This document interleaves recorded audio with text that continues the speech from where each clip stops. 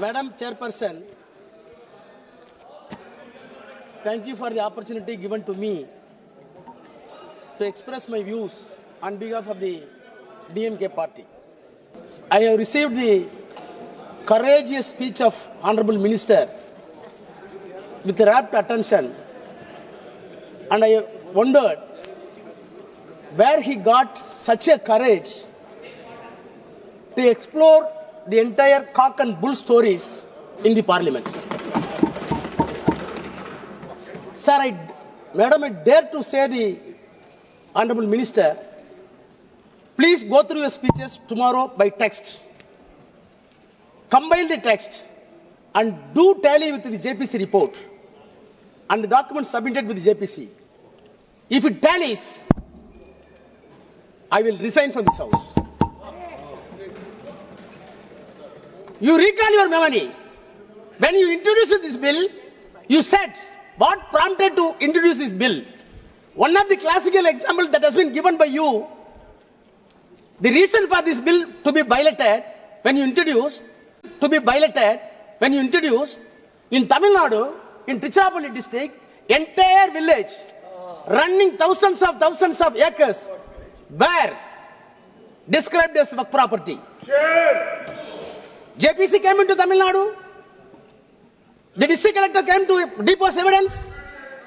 And the secretary of the revenue department came to the evidence. CEO of the Waqf came to evidence. All three officers came to JPC. The chairman is sitting here. Deposed the evidence. The cock and bull story that has been built by you and expressed by you has been demolished. In spite of the cock and bull story, no interference. Having said the cock and bull story, now we are coming at new cock and bull stories to say the parliament was given to Waqf board. Yeah. Sir, madam, the irony is that the minorities' rights are going to be protected by way of this bill, where the party is having no members of parliament Muslim community. There is no Muslim MP to introduce and pilot the bill and support the cause of the bill. They are not able to produce a single member of parliament, and they are giving moral advice to us how the secularism can be protected. Madam Chairperson, today it is a remarkable day for the Indian Parliament to design our destiny, whether the country is going to travel, whether this secular country is going to travel in the path which was well beaten by the forefathers of the freedom fighters on the constitution, or a negative path as decided by the communal forces in the country. Sir, I want to start my speech by quoting the Tamil Nadu Assembly passed a resolution. The resolution was moved none other than the Chief Minister of Tamil Nadu, Mr. M.K. Stalin. The resolution unanimously passed. The stand that I quote, our stand, the Waqf bill introduced by the Parliament against the minority rights, against religious freedom, unconstitutional, contrary to the purpose of Waqf, inconsistent with judicial findings, unnecessary and confusing. If passed, it will cripple the Waqf institutions and harm the Muslim community. Therefore, the Assembly urges Union Government to completely withdraw the Waqf Amendment Bill. Unquote.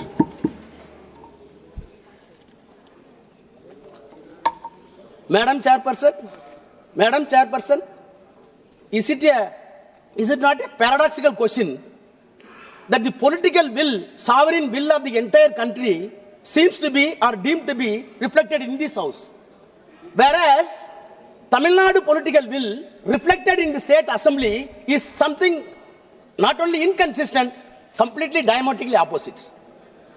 This difference and diametrically opposite component is not going to be accepted by you, then there will be a question for integrity of this country. Please note it.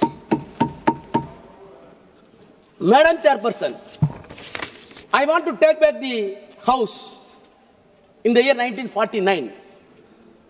soon after the independence, when the constitution was made, the constitution making process was on. Of course, you will be happy that your own favorite leader, the Iron Man of this country, Sardar Vallabhbhai Patel, favorite leader of the government, they are celebrating with false claims.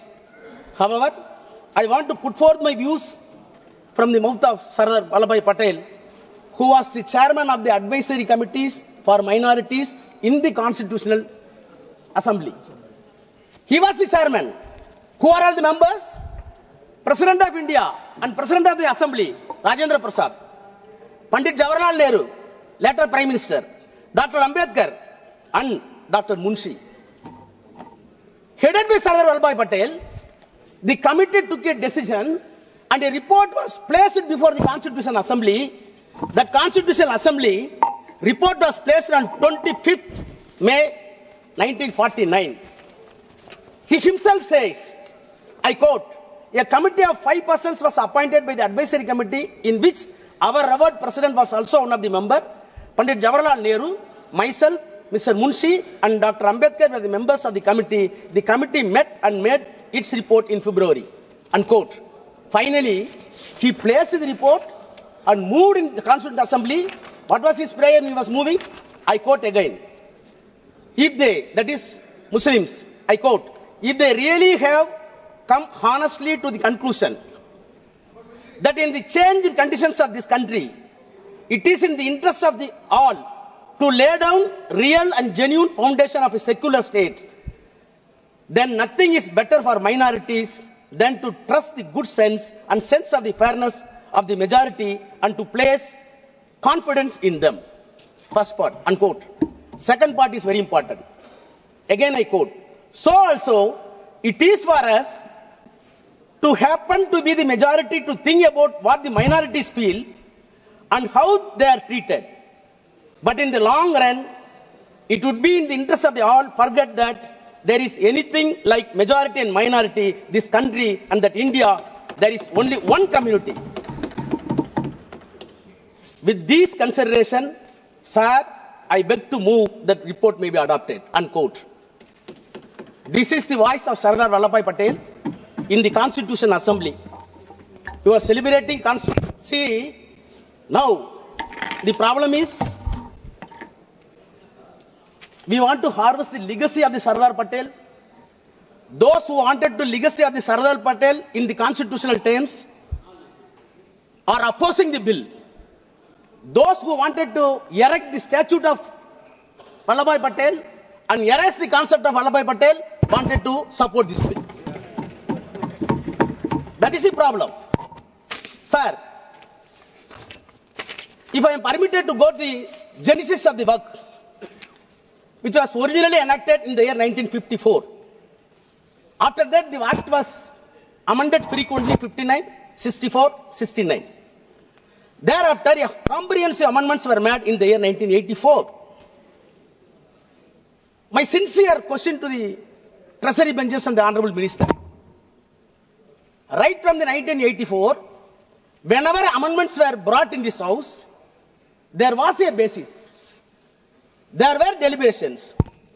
There were consultations with stakeholders, which was appointed by either by the Parliament or by the President of India or the Prime Minister of India. 1984 amendment came into existence on the basis of the report submitted by the Waqf Enquiry Committee appointed by the Government of India in the 1970 by the Parliament. So a committee was formed in the year 1970. The report was placed. After 14 years, the amendments were made. I surprised when I went through the document in 1970. What a beautiful and sensible deliberation took place in 1970. In spite of that, the protests were made against 1970. Late, it came in 1984. Madam, if at all so many recommendations were made in 1970, in 1984, the Parliament was enabled to take 2 amendments. One is for limitation, which was extended to 30 years for the Waqf properties. The second one is the act applicable to the Waqf properties. No other provisions were implemented. Not because of the protest of the Hindus, the protest by the Muslims themselves. It was fairly accepted by the Nehru and government. After that, 1995 Act came into existence. I am an antibiotic, so that I have to take. See, what I wanted to impress upon the minister and the House, whenever the amendment came into existence, on the reasonable basis, on the institutional outcome, the amendments were done. Take 1995. 1995, how the Act came into existence? Sorry.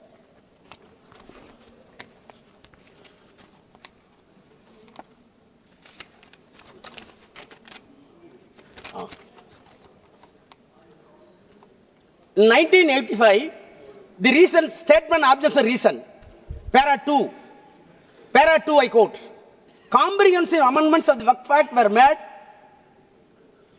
in the year 1984, which were based largely on the recommendation of the Waqf Inquiry Committee set up in December 70 to inquire the administration of Waqf all levels and response to a demand made by the Parliament members during the discussion of Waqf bill.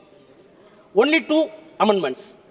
Thereafter, the demand was made by the Muslim community to have a relook, and accordingly, it was placed in the Parliament, and 1995 Act came into existence. Now again I come to 2013. 2013, on what basis? Para 2 of the reasons and objectives. The Prime Minister's High-Level Committee for Preparation of Report on Social, Economic and Educational Status of Muslim Community, in its report submitted to the Prime Minister on 17 November 2006, which is known as Sachar Committee report. So what I wanted to say, whether it is 84, whether it is 95, whether it is 2013, there were bases, there were consultations, there were consensus arrived. Then the white paper was filed to the Parliament. Then they brought the amendments. Now tell me, please tell me, on what basis this bill is being brought in House? On what basis? You can say so many stakeholders. How many stakeholders came to the JPC and substantiated our claim? Nothing. Sir, madam, all right. The way in which the bill is brought and piloted is still itself is something surreptitious measure. Surreptitious. Now, I am coming to the objects and reasons of the present bill. The present bill says they are admitting, para 2, based on the recommendations of the High-Level Committee under the chairmanship of Justice Sachar and the report of the Joint Parliamentary Committee on Waqf, the Central Waqf Council, and after having detailed consultation and other stakeholders, comprehensive amendments were made in the year 2013.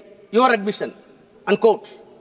Then you start in the same paragraph, I quote, despite the amendments, please hear, despite the amendments, it has been observed that the Act still requires further improvement to effectively address issues related to the powers of the Waqf Board, registration and survey of the properties, removal of encroachment, including the definition of the Waqf.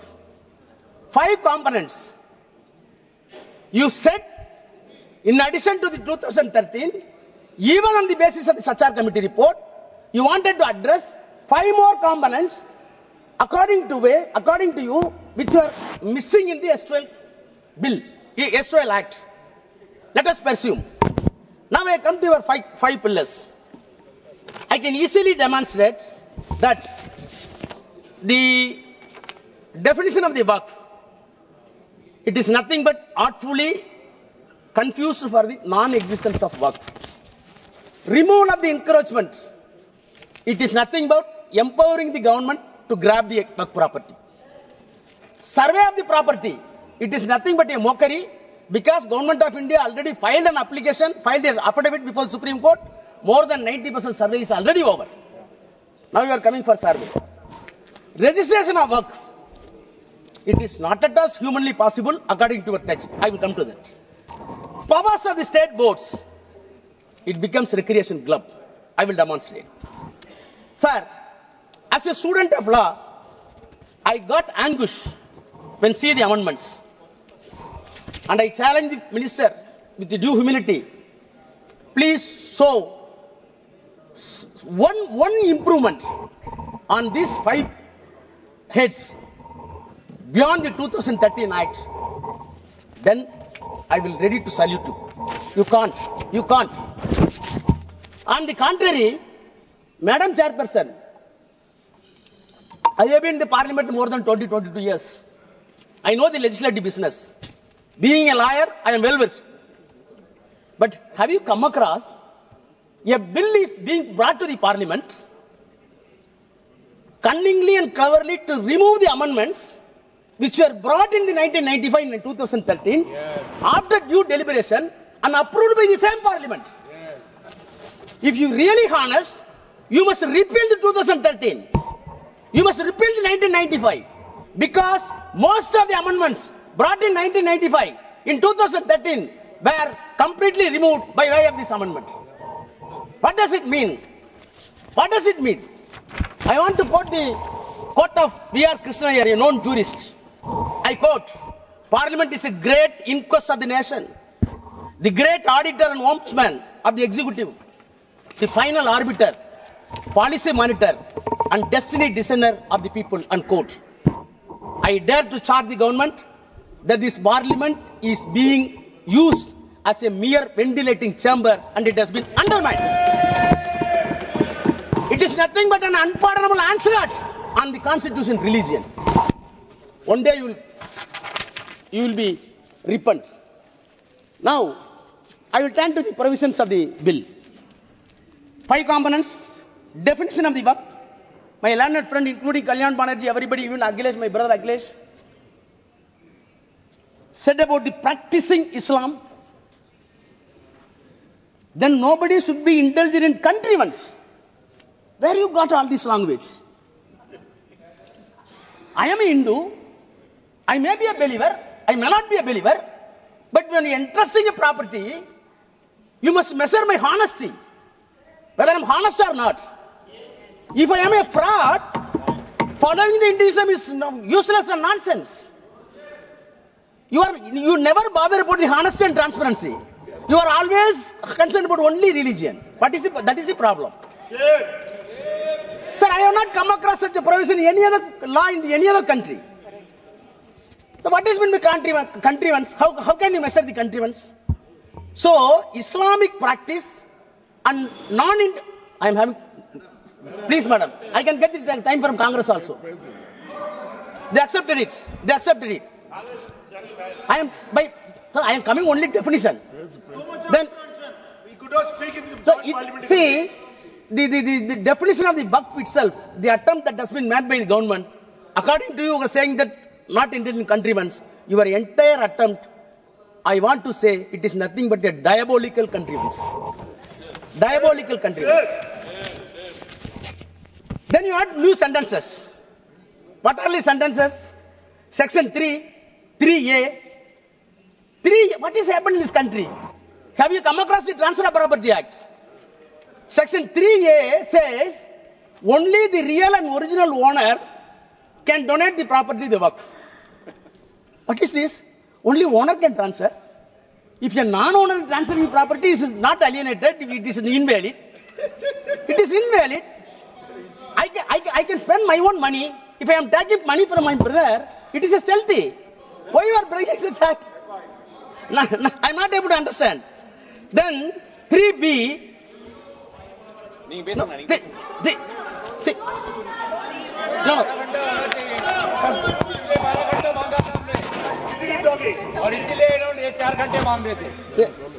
Madam, it's a serious issue. Now, all these things are introduced to you. subclass 3C. Any government property identified or declared as Waqf property before or after the commencement of the act shall not be deemed to the Waqf property. How many lawyers in the house I didn't know? How government property identified and declared as a Waqf property. Who identified? Government. Who declared? Government. Who investigated? Government. You will declare, you will identify, this property is my property and it will not be deemed as Waqf property.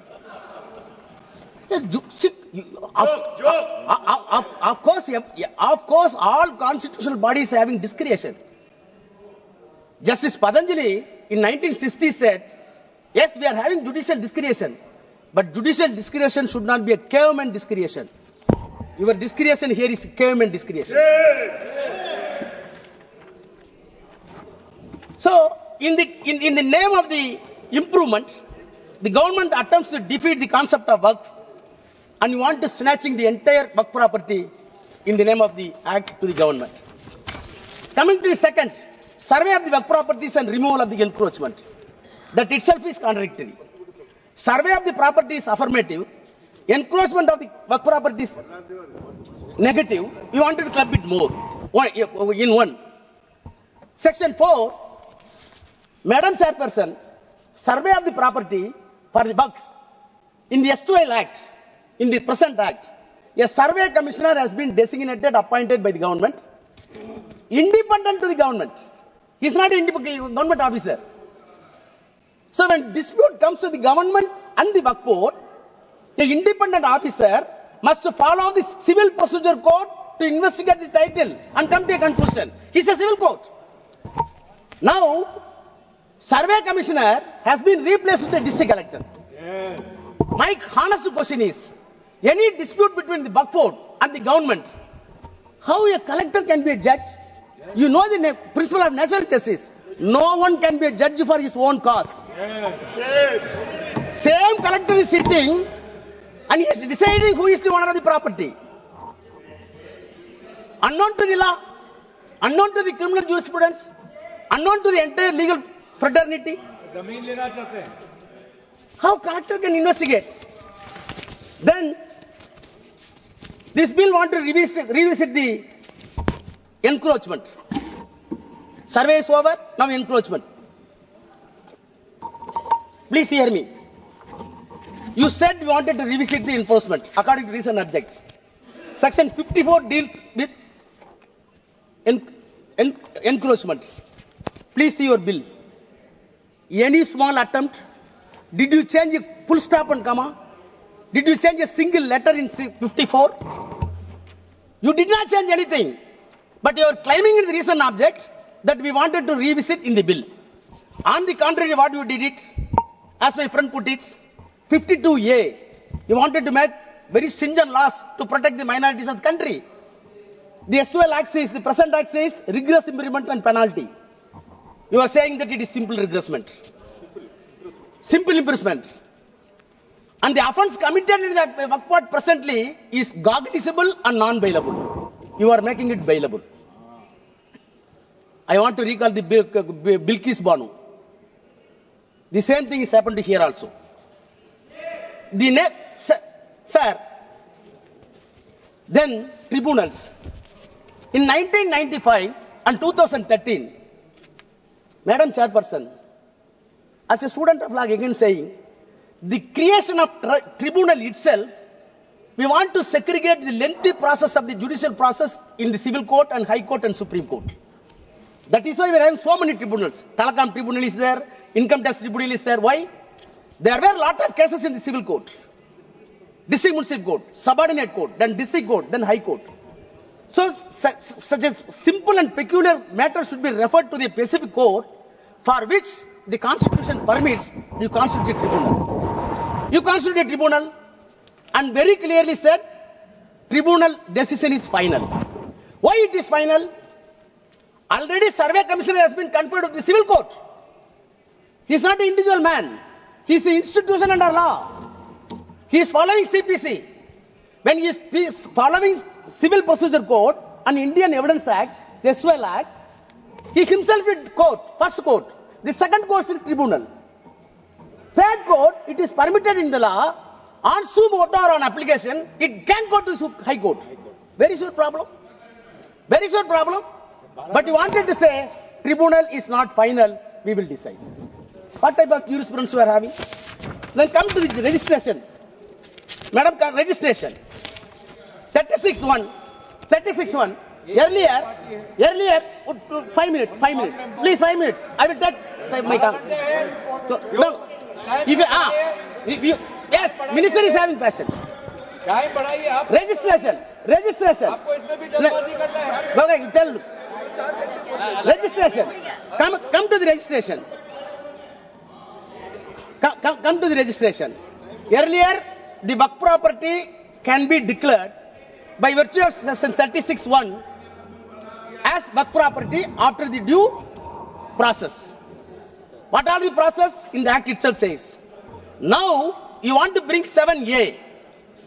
What 7A says? 7A is a peculiar provision which will defeat the entire Waqf properties. I will read, please permit me to read section 7. Huh? No, section 7. 14. 7 here. Section 7. Oh, no. No. What is removed? 7A. Sorry, Chairperson.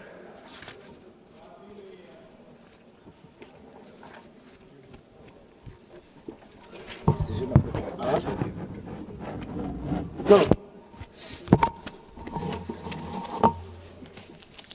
7A, now, new provision. It shall not be registered, the property shall not be registered unless the dispute is decided by competent court. The power has been entrusted to the collector. Collector will hear the matter for registration. During the registration, any dispute is found, then the final decision will not be taken. It will be decided by the court.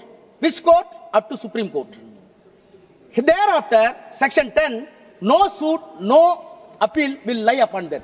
What does it mean? You wanted to say this property is not Waqf property, go for the dispute, it will go to Supreme Court, it will take 30 years, till then this property will be deemed as government property. What does it mean? It will be deemed as a government property. What does it mean? Then come to the register. Register also completely impossible in way it was dropped. Madam Chairperson, the constitution of boards, all members have spoken about. I do not take much time. Why you are injecting non-Muslims? HRNC Act are there in each and every act. Hindu Religious Endowment Board Act are there in all states including Tamil Nadu. What happened in Tamil Nadu? In one temple, so many acres of lands were available under HRNC. Out of the income, HRNC board decided to run a arts college. Arts college. Recruitments were my professors. On merit, one Muslim came.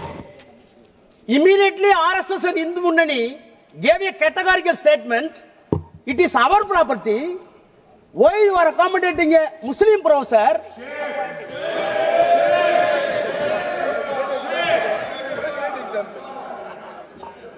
Now we are saying property is something different, religion is something different.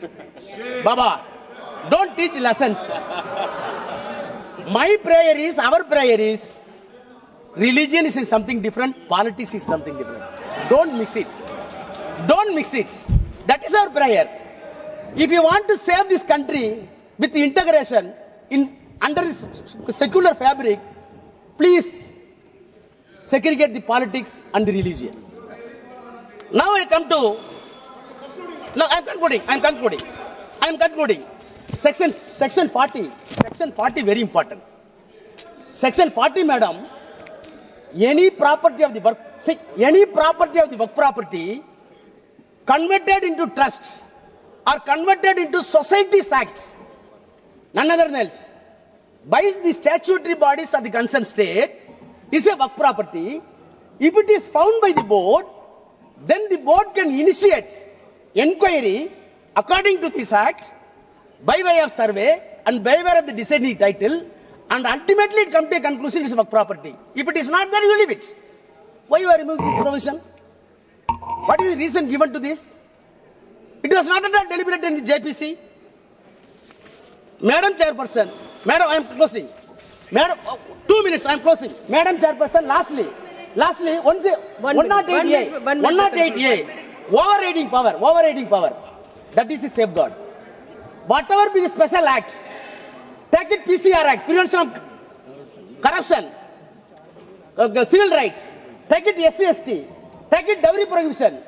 Whatever be the special legislation meant, either by the Assembly or by the Parliament, such a overriding power must be there to protect the interests of the particular community. Yes. You are removing that. At last, soon after the independence, 1 minute, I am closing it. Soon after the independence, the Prime Minister of India,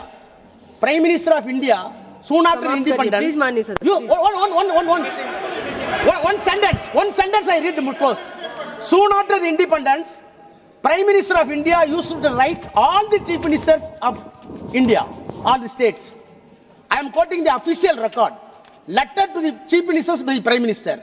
I quote, I have a great deal of evidence to show an organization which is in the nature of a private army and which is definitely proceeding the strictest Nazi lines, even following the technique of organization. The Nazi party brought Germany to ruin, and I have little doubt if these tendencies are allowed to spread and increase in India, they would do enormous injuries to India. No doubt, India would survive, but she would be grievously wounded and would take long time to recover, unquote. Who said it? Pandit Jawaharlal Nehru. What is the organization? RSS. I want this government.